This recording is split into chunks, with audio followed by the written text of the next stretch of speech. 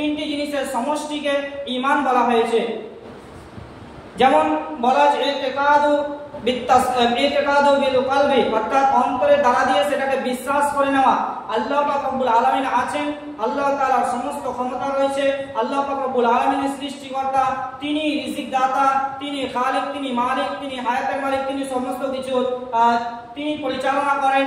এই যে বিশ্বাস করা, এটি অন্তরে বিশ্বাস করে নেওয়া। এবং আল্লাহর সাথে সাথে আল্লাহ তাআলা যে জিনিসগুলোর প্রতি বিশ্বাস করার কথা বলেছেন, তার কিতাবের প্রতি, ফেরেশতার প্রতি, রাসূলের প্রতি, এইরকম ভাবে কিয়ামতের প্রতি এবং যাবতীয় জিনিস যেগুলো কথা আল্লাহ পাক রব্বুল আলামিন কোরআনের মধ্যে এবং রাসূলুল্লাহ সাল্লাল্লাহু আলাইহি ওয়াসাল্লাম হাদিসের মধ্যে যে জিনিসগুলোর প্রতি ঈমান আনার কথা বলেছেন, যে জিনিসগুলোকে বিশ্বাস করার কথা বলেছেন, প্রত্যেকটি জিনিসের উপরে অন্তরের দ্বারা দিয়ে বিশ্বাস করে নেওয়া। ইতিকাদু বিল কলবি, অর্থাৎ অন্তরের দ্বারা দিয়ে বিশ্বাস করা।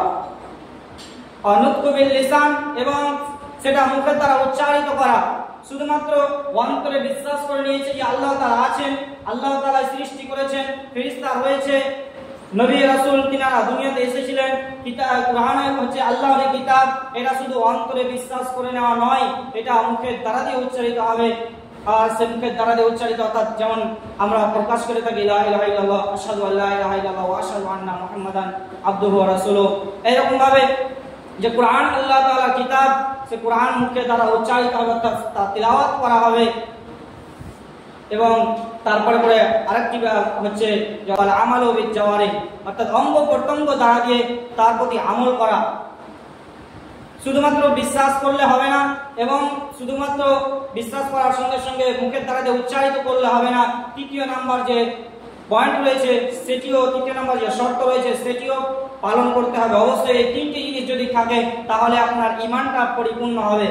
নচেত শুধুমাত্র বিশ্বাস করা এবং মুখে উচ্চারিত করা অথবা শুধুমাত্র মুখে উচ্চারণ করা, এটি শুধুমাত্র ঈমান নয়। ঈমান তিনটি জিনিসের সমষ্টি।